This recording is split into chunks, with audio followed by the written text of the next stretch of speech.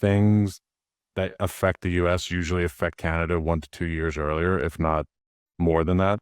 And so when we start to really feel the effects of banks pull out and the ESG wave hitting the balance sheet, and, kind of that lack of capital coming into our space in the US, that happened in Canada 3, 4 years before. And so the junior market became starved of capital probably circa 2014, 15 is when the pain really started to set in. Um, Issuing and raising equity on the TSXV became harder and harder and harder. Then the traditional debt capital wasn't there. And, unless you were a sweetheart in the capital markets or you were bigger, it was really difficult to raise money. And there was a handful of private equity firms like ARC Financial and others, but magnitude smaller, and then they've shrunk over the years. So you just don't have the same phenomena of like private equity driving a development up there.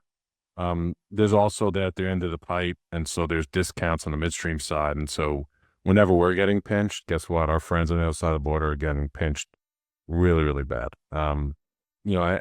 Anything, people in Marcellus and others who feel like their gas is stranded, just talk to folks in Canada who've been trying to get their stuff to the Tidewater and over to Asia with some of these LNG projects being delayed, canceled, whatever. So there's just, what ends up happening is Canadians are forced to innovate and they're forced to make it work with tighter margins and all that.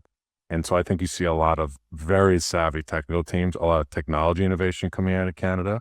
So for you as a non-op player, I think partnering with some of these operators, they're going to be great partners, right? And if you can just fully understand the market and then meet one of their needs, which is capital to develop, I think it's great. I think it'll take off, in my personal opinion, just from a macro standpoint.